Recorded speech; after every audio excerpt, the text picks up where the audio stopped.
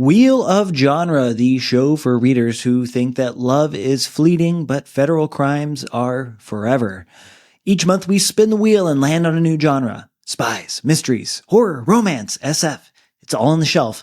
And right now we are reading spy novels. That's right. This time we're reading The Looking Glass War by John le Carre, Man Who Was Thursday by G.K. Chesterton, The Munich Dossier by Charles McCary, The Eye of the Needle by Ken Follett, and Diamonds Are Forever by Ian Fleming. And this time it's Diamonds Are Forever by Ian Fleming.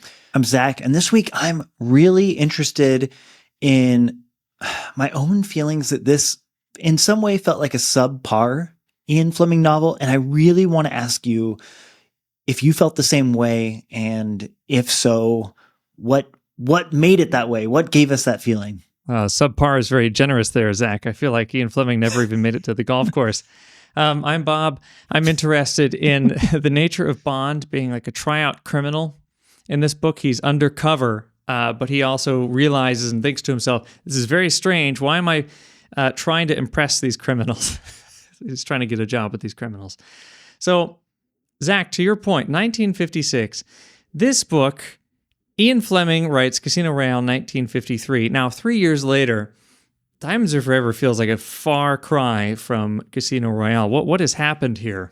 Well, he's published 2 other Bond novels in that time. So that's is that 3 years? 4 novels in 3 years? We might have to fact check this because that's a crazy amount of writing. He did it. 4 novels in 3 years. Absolute madman. Well, what I personally see here is I see Ian Fleming writing a novel about a beloved character, but wanting to try new things. Because this isn't, correct me if I'm wrong, but would you agree that this isn't a spy novel? It feels like a travelogue where James Bond is a spy who's a criminal. He's pretending to be a criminal undercover, but really he's just going around experiencing Las Vegas. I feel like it does not feel like John le Carre. The stakes are unclear. We just know that if the British government loses their, I guess, grasp on the diamond market, they will lose a lot of money, and American gangsters are taking that power from them. So Bond has to go and stop it. Other than that, it doesn't feel like a spy novel. Yeah, we've kind of stepped away from the Cold War here. There's no SMERSH. There's no Soviets. Really, I mean, the espionage genre really thrives when you have a kind of big, almost unstoppable feeling bad guy. Eye of the Needle, which we just read, by Eye of the Needle by Ken Follett. It was the Brits against the Nazis. And then, well, every other book we've read in this series has largely been against Russians. But this is, I don't know, like it's against American gangsters, but America is clearly an ally to the British in this sense. So it's not really like Bond versus the world. I think that we can't really think about how odd this is as a Bond novel without thinking about how the movie producers rewrote this book in order to make the film adaptation. Like, what they did was they made the diamond plot be tied back to Blofeld, the big bad. And the diamonds were being used in the film version.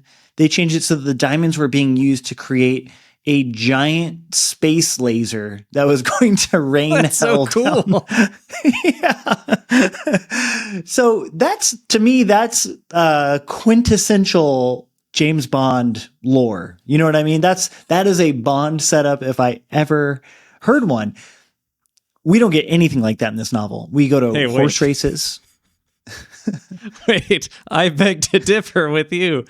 Who needs Blofeld and Oddjob when you have Ring-a-Ding, Shy Smile, Rosy Bud, Windy Wit, Shady Tree, and ABC, all characters in Diamonds Are Forever? Frightening.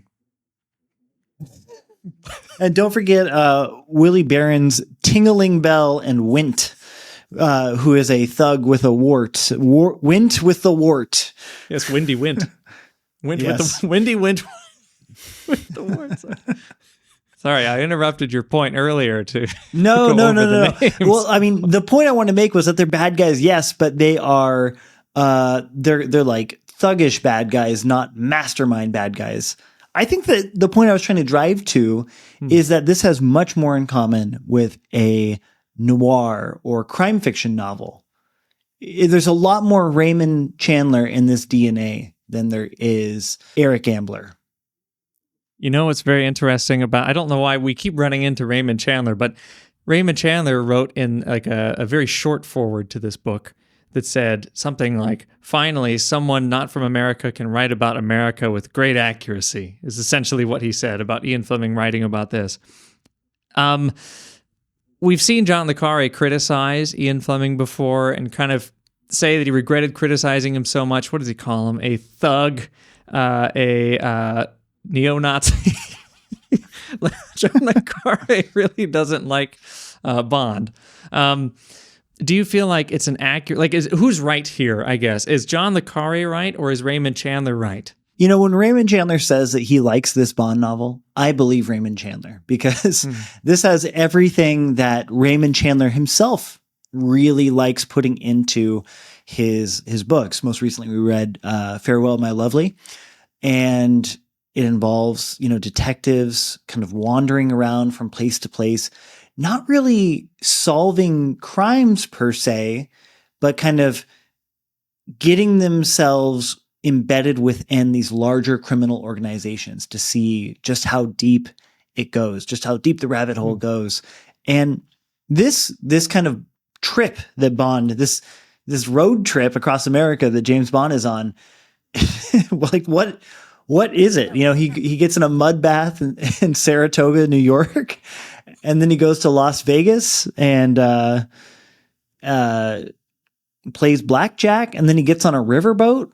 Like a good hard-boiled fiction novel, the narrative logic of this is an absolute fever dream that when you just try to recite it back to yourself, you're just like, wait, what? It's like a Wile E. Coyote and Roadrunner episode. I misquoted John le Carré earlier. He says 007 is a neo-fascist gangster. That's what he said. So, yes, it is a weird fever dream. There is even, correct me if I'm wrong, because this induced a fever dream in me, but there also, he and, what is her name? The Bond, Tiffany Case. You know, a story about diamonds. Tiffany Case. Tiffany Case and James Bond are driving on the highway trying to escape a steam engine, a train, barreling down after them. Why does that... How crazy do you need to make one book? I was shocked. After they go to the supervillain hideout where the villain has resurrected a ghost town and is dressed up as an old-time cowboy and has six shooters, that was actually the scene for me where I started to think that Diamonds Are Forever might actually be more interesting than we've given it credit for the last few minutes. Okay. So I think Diamonds Are Forever is actually like an artist's late career installment, you know, like the late career album that is totally misunderstood by the fan base, but actually has some weird, quirky gems to it. I think my personal theory is that Ian Fleming was sick of the spy novel and he started to view himself as something of a journalist or maybe like a public intellectual or something. And that's why he spends so much time in this book giving us all of these like cultural details about what it's like being in America. Bond driving through the dream of the Las Vegas Strip, or taking mud baths, or driving by, you know, hamburger joints and looking at French fries and shakes. And I think it's not a coincidence that all of these weird little detours he goes on, he later writes an entire nonfiction book called The Diamond Smugglers. All these little facts he peppers in, he goes out and writes an actual nonfiction book about that. Okay, I'll admit there is some of that classic Ian Fleming surrealism that we've seen before, especially when he's having people go into the dentist with diamonds in their teeth just to smuggle them. But I think this is the weakest Bond girl we've seen. Everything in this is just recycled. The same conversations are happening that happen in Casino Royale. The same scenes that happen in Casino Royale, but Ian Fleming doesn't seem to care. While yes, he is bringing in lots of details about Las Vegas, he is not bringing in new details about James Bond. Yeah, this really gets me thinking about when an author writes a kind of serial novel and reuses a character from book to book to book. Like, I think you and I can both agree that we fell in love with James Bond in Casino Royale. Mm-hmm. And we enjoyed James Bond over the next 2 volumes. But by this one, I don't get the sense that Ian Fleming is even trying to charm us anymore. He has no interest in selling Bond as a character or personality to us. Do you think that authors owe the reader that? Do they need to make us fall in love with the character again and again? We're expecting a great Bond book. We feel like we maybe not deserved it, but that's what we were hoping for, and that's what we expected. We deserve it, Zach. But I'll say that. We deserve good we Bond. deserve it. Come on, Fleming. But I think there's another thing that, authors can get trapped. That happened to Sir Arthur Conan Doyle when he was writing Sherlock Holmes. That's why he threw him off of the waterfall and then felt like he was forced by fans to do more fan service to bring him back. Now, are those stories that he later wrote still fun? Yeah, they are still pretty fun. But here's the other side of it. This, I think, is complete hot garbage. And I feel like, you know what? After this book, I do not care if I read another James Bond book. So while I think it's totally great for authors to fail, and they should fail a lot, by now I feel like the character has failed, and I'm just not interested anymore. Would you read another Bond book?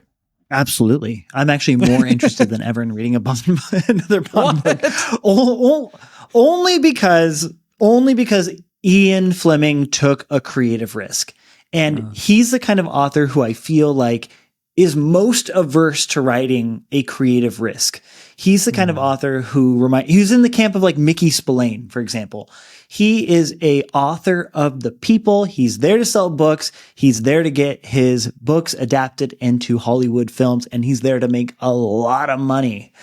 I can't think of Ian Fleming in any other way, except when reading this book. And I see all these weird travelogue flourishes, these journalistic flourishes, these impressionistic views of the United States. He's clearly a person who doesn't want to be writing spy novels anymore. And yet he's trying to force this other thing, or he's trying to fold in all of these other elements into his spy novel. And it's such a stumble. It stumbles so hard. So what will Ian do next? That's what I want to know. Does he double down on the artistry? Does he double down on trying to appropriate different genre signifiers or different settings, things like that? Or does he retreat back into the safe and the comfortable? He's going for Rings of Saturn, and he's given us Diamonds Are Forever. I think he I think he is doing that, and I think it's very apt that you've mentioned Mike Hammer or Mickey Spillane, because there's a moment in here that I thought was quite shocking. I would say almost 50, 60, maybe even 70% of this book is just like journalistic impressions about the places that he's traveling. There is very little actual plot, and the plot that is nuts, and it's hopping all over the place. So he takes a pot shot at Mickey Spillane. I think you're right. He's trying to remove himself from this artless, just churning out these books. He's saying, look, I'm doing something different, because he's got this kind of thug-like guy who shows up in the middle of the story, another one of these gangster-looking guys. He says, quote, "I have a car for you." And he says, as he turned and led the way out into the hot early morning sun, Bond noticed a square bulge in his hip pocket. It was about the shape of a small caliber automatic. Typical, thought Bond. Mike Hammer routine. These American gangsters were too obvious. They had read too many horror comics and seen too many films. So I think he is trying to say, look, I'm not like Mickey Spillane. I'm something new. It's incredible, but I can't quite picture in my mind how to reconcile like the historical position of the popularity of the spy novel versus the hard-boiled detective novel. Because detective novels should have been huge at this time. And I presume, I mean, Casino Royale just came out, that spy novels were also big at this time.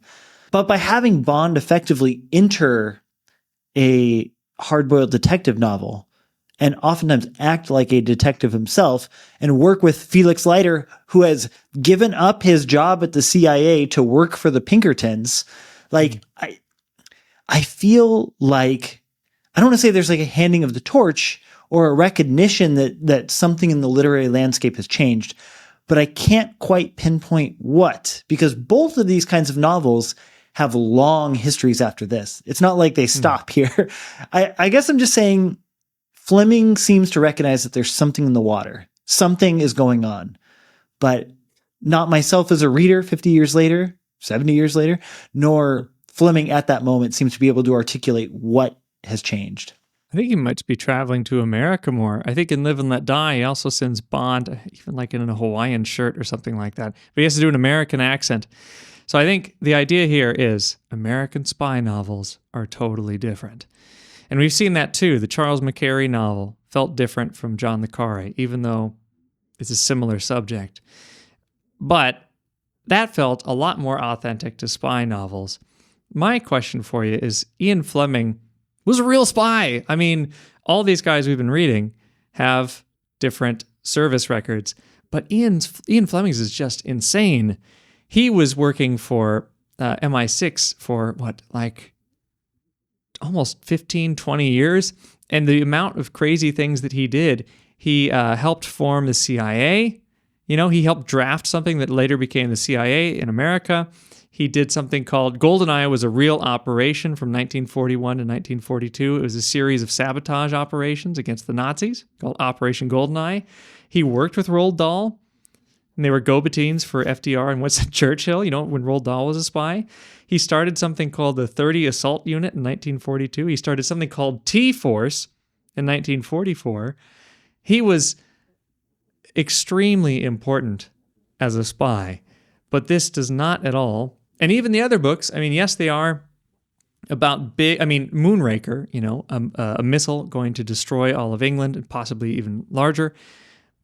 It feels very much like a spy novel, even though it is fantastical.